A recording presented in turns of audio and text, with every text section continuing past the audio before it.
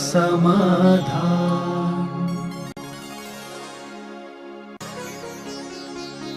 नमोस्तु गुरुदेव। गुरुदेव, पंच कल्याणक में बड़े इंद्र और छोटे इंद्र बनने पर क्या पुण्य भी बड़ा और छोटा होता है?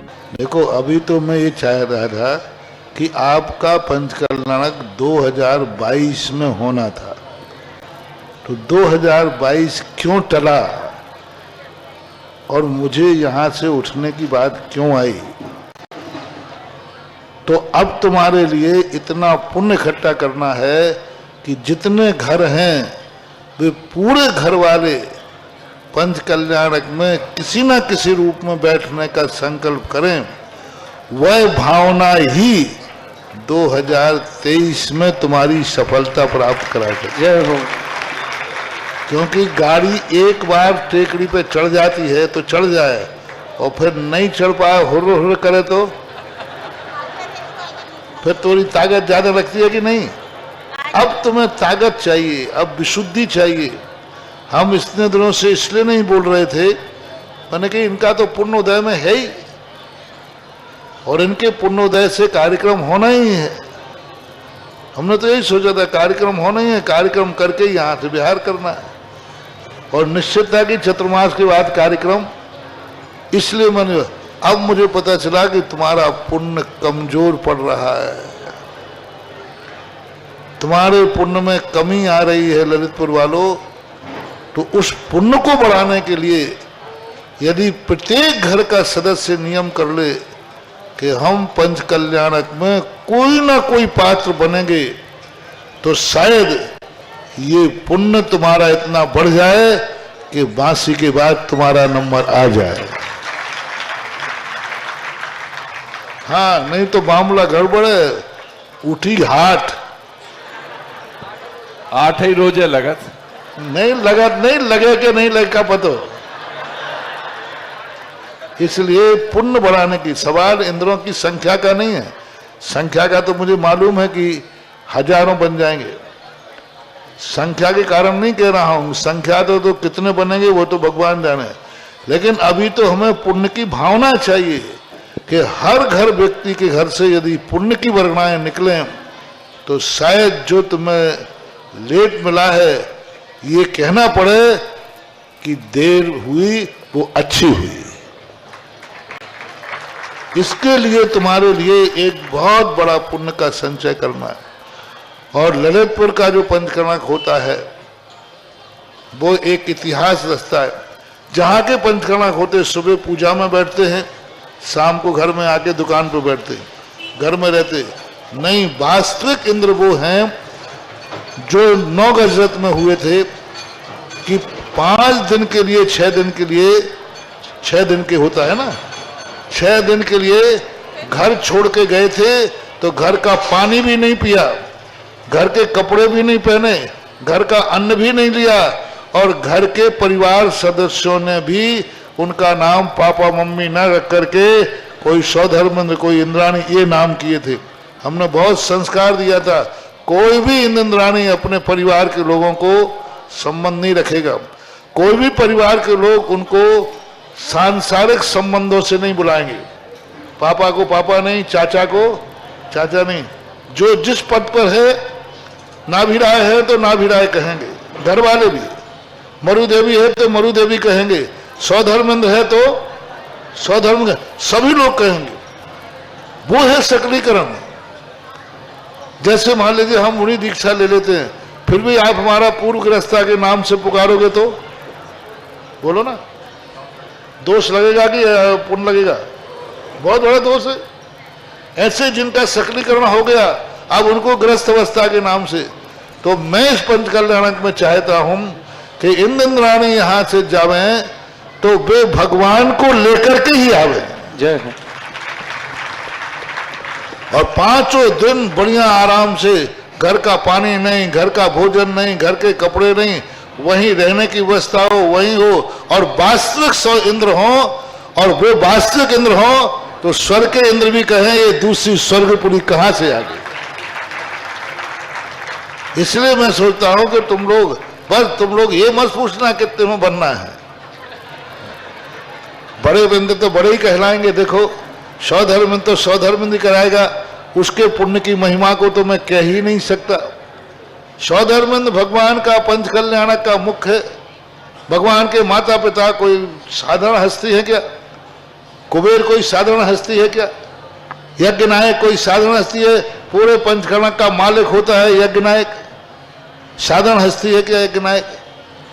ईशानंद सनत कुमार साधारण हस्ती है क्या? 8 जो मुख्य इंद्र हैं, सौधर्म, ईशान, सनत कुमार, महेंद्र, ब्रह्म, ब्रह्मोत्तर, लांतो, कापित, शुक्र, महाशुक्र, सतार, सहस्र, आरण, अच्युत, आरण, आर्य आदि। तो ये जो 12 इंद्र हैं, ये इनका तो महिमा अलग ही है, तो मुख्य मस्ट है। भगवान का सारा पंच कल्याणक इन्हीं 8 इंद्रों के दस्तूर से होता है, 12 इंद्रों के। और भगवान के माता पिता बनते, कुबेर बनता है, कोई साधारण हस्ती है क्या? तो उनका तो एक विशेष महत्व रहेगी। उसके बाद 3 कैटेगरी होंगी। एक फर्स्ट कैटेगरी जो 12 इंद्र होंगे, फर्स्ट कैटेगरी महायज्ञ नायक आएगा, माता पिता आएंगे, कुबेर आएगा और 12 इंद्र आएंगे। ये फर्स्ट कैटेगरी है। फर्स्ट कैटेगरी में साथ में राजा श्रेयांश आएगा। राजा श्रेयांश मुझे भरत बाहुबली फर्स्ट कैटेगरी में आएंगे। सेकंड कैटेगरी होती है 100 इंद्रों की। जो 100 इंद्र बनते हैं, क्योंकि जब भगवान की प्रतिष्ठा होती है, इंद्र सदबंदी आणम, 100 इंद्रों के द्वारा वंदना होती है। वो मध्यम इंद्र होंगे तो उनका पुण्य भी। और एक होते जघन इंद्र, जो भगवान की जय जयकार करे हैं, जो भगवान के इन जो सामान्य इंद्र होते हैं, इनकी कोई संख्या नहीं होती, ये असंख्यात होते हैं। तो अब तुम्हारे जिस कैटेगरी में तुम्हारी हिम्मत हो, अभी लिखाते जाना, मध्यम फर्स्ट, मध्यम सेकंड, और हो तो अपना टेंडर भेजना शुरू कर दो इंद्रों के, सब अध्यक्ष बात गुपचुप लिख करके। माता पिता का टेंडर दे दो, सौधर्म का टेंडर दे दो, कुबेर का दे दो, ईशान का दे दो। अपनी भावना व्यक्त तो कर ही सकते हो। नमोस्तु गुरुदेव। महाराज जी, आज के युग में श्रमण संस्कृति की बच्चियां भी इतनी संस्कारवान हो सकती हैं, ये तब पता चला जब ये बच्चियां मंच पर बैठकर प्रवचन दे रही थी। इन्होंने शास्त्रों में वर्णित ब्राह्मी और सुंदरी की कल्पना को साकार कर दिया है। गुरुदेव, समाज को इन बच्चियों के प्रति अपना दायित्व किस प्रकार निभाना चाहिए? आप उनके माता पिता यदि मेरा साथ देवे ना, तो तुम्हारे सारे भारत की बच्चियों को मैं ऐसे ही बना दूंगा, और तुम्हारे सारे बच्चों को संस्थान जैसा बना दूंगा। लेकिन आप लोग नहीं मानते, बच्चे तो मानते हैं। आप लोग संस्कारवान बनाना नहीं चाहते। आप लोग नहीं चाहते दूसरे की बच्चियां संस्कारवान हैं, इसकी आपको खुशी है। क्या आप इस खुशी में यह भाव कर रहे हैं कि अब हमारी बच्ची जो होगी हमारे घर में, नियम से ऐसे ही संस्थान में भेजूंगा? कोई मुनि बनता है, उसकी प्रशंसा करना सरल है, और मुनि को देखकर ये भाव आ जाए एक दिन मैं भी मुनि बनूंगा, वो है मायना। यदि इन बच्चियों को मैंने इसलिए तुम्हारे सामने प्रस्तुत किया था, जिससे आप लोगों का ऐसा मन हो कि हम और हमारे रिश्तेदारों की बच्चियों को हम इसी प्रकार के संस्कार दिलाएंगे। दूसरी बात, समाज का सबसे बड़ा दायित्व यही है कि ऐसी बच्चियों को यदि ये गृहस्थ अवस्था में प्रवेश करते हैं, तो ऐसी बच्चियों को सम्मान के साथ अपने घर की बहू बनाओ। क्योंकि आजकल की तुम्हारी बच्चियां, जो आजकल का जमाना उल्टा है, आपको संस्कारवान बच्ची नहीं चाहिए, आपको चाहिए राक्षसनी, जो रात में खावे और आधे शरीर कपड़े पहनकर बाजार में निकले और दुनिया भर के लोगों को खान पान सब उल्टा सीधा हो, फैशनेबल हो, वो चाहिए। ऐसी बच्ची जब तुम्हारे घर में आती है, फिर तुम्हारे घर को जो कलंकित करती है, ऐसी बच्ची जो तुम्हारे आएगी, वो नियम से आपकी सेवा करने के लिए नहीं आएगी, आपसे सेवा कराने के लिए आएगी। वो आपके साथ एडजस्ट होगी ही नहीं। और संस्थान की बच्चियां ऐसी आएंगी तो आपके माता पिता की भी सेवा करेंगे, आपके कुल को सुरक्षित करेंगे और आपके कुल का नाम रोशन करेंगे। और संस्कार देने के लिए किसी पंडित विद्वान की जरूरत नहीं बनेगी, माँ बनकर ये खुद संस्कार देगी। तत्वार सूत्र याद है कंठस्थ, समय सार कंठस्थ किया, छह धारा कंठस्थ किया, इष्टोपदेश कंठस्थ दिया, कर्मों की प्रकृतियां कंठस्थ हैं। देखो तो सही उन बच्चियों की उम्र क्या है, इस उम्र में ये किया।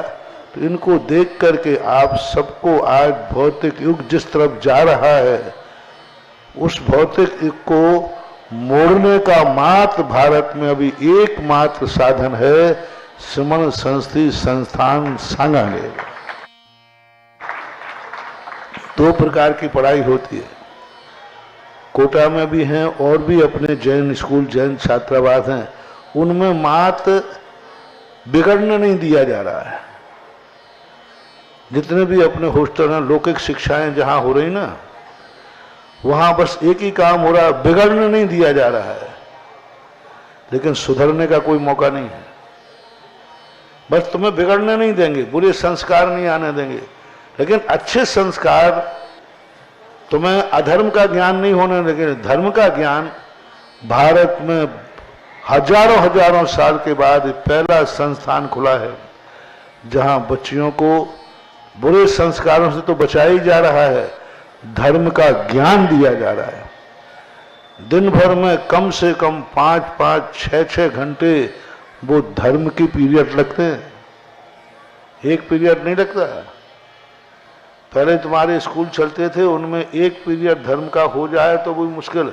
आज तो कितने भी स्कूल खुल रहे हैं, जितने CBSE वगैरह, इनमें धर्म के नाम की कोई क्लास है ही नहीं, कोई क्लास नहीं। जितने स्कूल हैं धर्म के नाम पर कोई क्लास नहीं। कोटा में हमने 2 छात्रावास हमने खुद खोले, वहां धर्म के नाम की कोई क्लास है ही नहीं, पढ़ा ही नहीं सकते। जितने CBSE स्कूल खुल रहे हैं लोग हमारे आशीर्वाद से, लेकिन वहां धर्म के नाम की एक भी क्लास नहीं चलती। अभी आपका वर्णी कॉलेज है, सुधा सागर कन्या इंटर कॉलेज है, यहाँ क्या चल रहा है? धर्म की क्लास। वर्णी कॉलेज में कोई क्लास नहीं। ठीक है, एक फायदा है कि यहाँ बुरे संस्कार नहीं दिए जा रहे, अंडे को शाकाहार, ये ठीक है, बहुत अच्छा है, इसको मैं मना नहीं कर रहा हूँ, अच्छा है, मैं भी आशीर्वाद दे के खोल रहा हूँ, लेकिन तुलना कर रहा हूँ। अच्छा है कि यहाँ बुरे संस्कार नहीं मिल रहे, लेकिन धर्म की कोई पढ़ाई नहीं, एक पीरियड भी नहीं पढ़ा सकते आप। और सांगानेर संस्थान वो है जहां लौकिक पढ़ाई के साथ धर्म की पढ़ाई करने में कोई बाधा नहीं, सरकार भी नहीं रोक सकती है। संस्कृत कॉलेज में जैन पुस्तकें शास्त्र चलते हैं, वहां पर संस्कृत कॉलेज में जब पढ़ने जाते ना तो वहां जैन दर्शन है, उसमें प्रमेय रत्नमाला, सर्वार्थ सिद्धि, संस्कृत भाषा, ये सब वहां पे पढ़ाए जाते हैं और वहां अलग पढ़ाए जाते हैं। और सांगानेर में हर बच्चा 4 से 5 पीरियड धर्म के पढ़ता ही पढ़ता है। तो अब ऐसा धर्म का संस्कार लेकर के आपके सामने इस बार जो 5 साल से चल रहा है, बहुत बड़ी निधि है, इस निधि को समझो और अपने अच्छे बच्चों के लिए ऐसे स्थान पर भेजो। कम से कम बच्चों को तो तुम भेजो, क्योंकि तुम्हें कमाई करना है।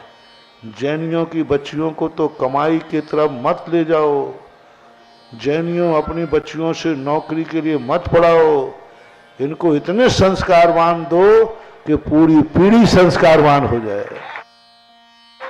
जैनी का पुण्य इतना होता है, एक कमाता है 10 खाते हैं, और ऐसे लोग भी हैं 10 कमाते हैं और 10 के भी पेट नहीं भर पाते। तो इसलिए जैनियों को अपनी बच्चियों के लिए नौकरी के लिए नहीं पढ़ाना, और नौकर वाली पत्नियां बहुएं मत लाओ घरों में। वो तुम्हारे लिए कुछ नहीं करने वाली, वो तुम्हारी 2 मिनट नहीं सुनेंगे। यूं चलिए मैं भी कमाती हूं। घरों को मत बिगाड़ो। उन घरों की बात अलग है जिनको कमाई के साधन नहीं है। क्या करें, माँ बच्ची ही हमारा कमाई देगी, बहू ही कमाएगी तो सब खा लेंगे, नहीं तो भूखे मरेंगे। लेकिन तुम तो भाग्यवान हो कि तुम्हारे दिन ऐसे अच्छे घरों में, जिनमें पुरुष अच्छे कमाते हैं, अच्छा धंधा है, अच्छा व्यापार है, उनको अपनी बच्चियों को कोई नौकरी के लिए नहीं पढ़ाना चाहिए, माँ संस्कारवान बनाना चाहिए। जो आपने देख ही लिया, आप खुद कह रहे हो, मैं नहीं कह रहा हूं, दुनिया कह रही है। नमोस्तु गुरुदेव। गुरुदेव, यूएसए में हम एक जैन मंदिर बनवा रहे हैं। हमें ऐसा क्या करना चाहिए जिससे वहाँ जैन धर्म की प्रभाव न बढ़े, और मंदिर बनाने के इस प्रोजेक्ट में जैन लोग कैसे अपना योगदान दें, जबकि वहाँ दिगंबर जैन परिवार कम है? सबसे पहले आप लोगों को मंदिर बनाने के साथ एक विद्वान, आपको जीवन भर उसको नौकरी देकर के एक विद्वान को वहाँ वास कराना चाहिए, जो दिन भर आपके परिवारों को, जिसको जब समय मिले वह पढ़ाने का काम करे, मंदिर में विधि विधान से अभिषेक पूजन कराए, और सभी परिवार वालों को एक एक कभी विधान आदि होते हैं तो वो कराए। एक विद्वान आपका हो, जो मात्र विद्वान का काम करे, पुजारी का काम नहीं, झाड़ू पोंछा का काम नहीं, मुनीमगिरी का काम नहीं, मात्र विद्वान का काम करे। और उसका काम ही है पढ़ाना। जो जिस समय पढ़ना चाहता है उस समय उसको पढ़ाने की व्यवस्था के लिए वो जब ही रहेगा जब उसकी आजीविका होगी। उसको इतनी आजीविका दी जाए जिससे वो आपके वहाँ ठहर जाए, और मात्र उसका दूसरा काम नहीं है, धार्मिक क्रियाओं के अलावा कोई दूसरा काम नहीं है। ये आप यदि कर सकते हैं तो आप सांगानेर से जो वहाँ के अधिष्ठाता महोदय हैं और भी जो वहाँ की कमेटी है, उनसे आप संपर्क करके एक विद्वान ले सकते हैं जो हिंदी भी जाने, संस्कृत भी जाने, प्राकृत भी जाने और इंग्लिश भी जाने। जरूर सर। ये चारों भाषाओं का ज्ञान करने वाला हो। यदि आप वहाँ मांग करेंगे तो ऐसे छात्र भी वहाँ तैयार हैं, जो उससे आपका मंदिर जो सुरक्षित रहेगा, आप लोग संस्कारवान होंगे, और उसका काम भी वही होगा, लेकिन उसको आजीविका का इतना वेतन दें जिससे वह विदेश में रहकर अपनी आजीविका चला सके। सुधा समाधान।